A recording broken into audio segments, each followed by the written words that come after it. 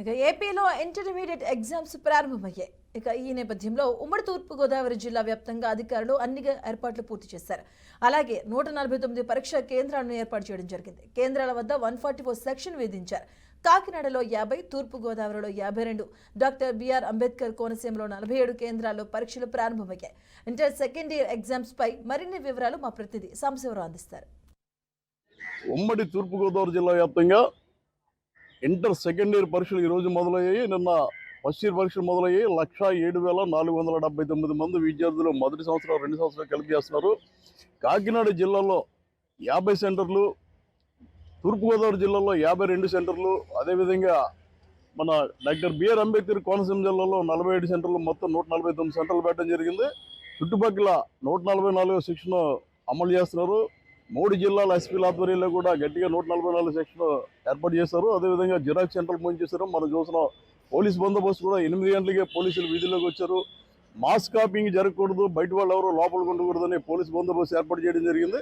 1 నిమిషం ఆలస్యమైన పరీక్షలు రాయనమని అన్నారు కాబట్టి పాపం పిల్లలు ఆటోల్లో వస్తున్నారు. ఆర్టీసీ ఉచిత బస్సు అని చెప్పినప్పటికీ రోడ్లు సరిగ్గా లేవు. ఆ ఉద్దేశంతో ఆటోలు పెట్టుకుని సెంటర్కి పరీక్ష సమయం కంటే అరగంట ముందే చేరుకునే తొందరలో విద్యార్థులు ఉన్నారు. అదేవిధంగా ఏదైతే ఈ ఇంటర్ పరీక్షలకు సంబంధించి కొంతమంది మన విద్యార్థి సంఘ నాయకులు మనతో ఉన్నారు. మరి ఈ 1 నిమిషం ఆలస్యం అన్నారు. దేవుడి దయ వల్ల నిన్న ఉమ్మడి తూర్పుగోదావరి జిల్లాలో వ్యాప్తంగా ఎక్కడ కూడా 1 నిమిషం ఆలస్యం విద్యార్థులు లేరు. అసలు ఈ నిబంధన అమలు చేయొచ్చా? ఈ 1 నిమిషం అన్నది విద్యార్థుల పట్ల ఇలా చేయకూడదు. కానీ విద్యార్థులందరూ కూడా ఈ పెట్టిన నియమ నిబంధనలకి తగు విధంగా ప్రవర్తించాలి. అంటే వాళ్ళు ప్రవర్తిస్తారు కరెక్టే సార్. రోడ్ల పరిస్థితి బాగోలేదు. మనం చూస్తున్నాం, రోడ్డు ఎక్కితే ఎప్పుడు ప్రమాదం జరుగుతుందో తెలియదు. అంత గుతకలు పడిపోయి రోడ్లు ఉన్న పరిస్థితుల్లో ఈ నిబంధనలు దీనికి అవసరమా? మంచి ప్రశ్న సార్ ఇది ఎస్పెషల్లీ ఈ విషయం పట్ల ప్రభుత్వం శ్రద్ధ వహించాలి. ఇలాగ రోడ్లు బాగోలేనందుకు మాత్రం కొంతవరకు కరెక్టే సార్. కానీ తొందరగా అంటే ఎగ్జామ్కి ముందు ఒక 2 గంటలకు ముందే బయలుదేరాలి. కానీ కొన్ని కాలేజీలు వాళ్ళ సొంత బస్సులో పెట్టి 2 గంటల ముందుగానే విద్యార్థుల్ని సెంటర్కి తీసుకుని రావడం జరుగుతుంది. అమ్మ, ఇప్పుడు 1 నిమిషం ఆలస్యం అయితే లేట్గా రావాలంటున్నారు. మీరు ఎలా వచ్చారు ఇక్కడికి? బస్సులో వచ్చారు, ఆటో మీ సొంత డబ్బులతో పెట్టిన ఎక్కడి నుంచి వచ్చారమ్మా? కరప నుంచి వచ్చాను సార్. మీరు కరప ఎంటర్ చదువుతున్నారా? సెకండ్ ఇయర్ ఆటోలో వచ్చారు మీరు కూడా? అలాగే మరికొందరు విద్యార్థులు ఉన్నారు, మాట్లాడే ప్రయత్నం చేద్దాం. నిమిషం ఆలస్యం అయితే పరీక్షా కేంద్రానికి రానివ్వంటున్నారు. మీరు దూర ప్రాంతాల నుంచి వచ్చారు, ఎలా వస్తున్నారు? కాలేజీలు తీసుకుంటున్నారు. అంటే రోడ్ల పరిస్థితి బాగోలేదు. ఐఏఎస్, ఐపీఎస్, సివిల్ సర్వీస్ పరీక్షలు అయితే 1 నిమిషం పెట్టచ్చు. ఇంటర్మీడియట్ 1 నిమిషం లేట్ అన్నది సమంజసమా? రోడ్లు ఎలా ఉన్నాయి? మీ రోడ్లు ఎలా ఉన్నాయి? రోడ్ల మీద రావడానికి మీకు ఎంత టైం పడుతుంది? 20 మినిట్స్ అలా వరకు. ఎక్కడి నుంచి వస్తున్నారు? మావాడండి. అంటే మీకు గమ్యం వాళ్ళు బస్సు ఏర్పాటు చేశారు మీకు, కాబట్టి దాంట్లో వచ్చారు మీరు. ఏదైనా మీకు ఇబ్బంది కదా అందరి నుంచి రావాలంటే?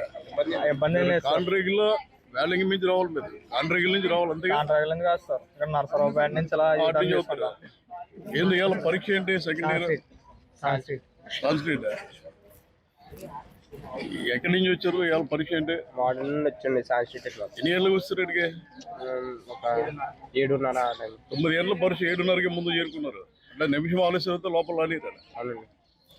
మనం చూస్తున్నాం. ఎందుకంటే 9 గంటలకి పరీక్ష, 8:30కి పరీక్షా కేంద్రాల్లో పంపిస్తున్నారు. 1 నిమిషం ఆలస్యమైనా కూడా పరీక్షా కేంద్రాల్లో అనుమతి లేదు. కొన్ని ప్రైవేటు విద్యా సంస్థలు బస్సులు ఏర్పాటు చేసినాయి, దాంతో వాళ్ళు రావడం జరుగుతుంది. మొత్తం మీద అయితే ఈ 1 నిమిషం నిబంధన మొదటి రోజు జరిగిన శుక్రవారం జరిగిన పరీక్షల్లో ఎవరికి ఎలాంటి అభ్యంతరం లేకుండా అందరూ టైంకే చేరుకోవడం జరిగింది. ఆ సరస్వతీదేవి వినాయకుడి కృపతో ఇవాళ కూడా అందరూ ఇన్ టైంలో రావాలనే మనం కూడా కోరుకుందాం. ఎందుకంటే భవిష్యత్తును తీర్చిదిద్దేది ఇంటర్మీడియట్ పరీక్ష కాబట్టి మనం చూస్తున్నాం. 7:30కి వచ్చారు చాలా మంది, మరి కొంతమంది ఇప్పుడు వచ్చారు. 8:30 తర్వాత వెళ్ళి లోపలికి పంపించే కార్యక్రమం జరుగుతుంది. మొత్తం మీద ఉమ్మడి తూర్పుగోదావరి జిల్లా వ్యాప్తంగా 3 డిఆర్ఓలు, 3 ఎస్పీల ఆధ్వర్యంలో భారీ పోలీస్ బందోబస్తు, 144 సెక్షన్ అమలు. అదేవిధంగా ఆర్టీసీ కూడా ఉచిత ప్రయాణాన్ని హాల్ టికెట్ చూసి ప్రయాణించే వెసులుబాటు కల్పించింది. కాబట్టి విద్యార్థులు ఇంటర్మీడియట్లో ఉత్తీర్ణులు కావాలని ఆశిద్దాం. Back to studio.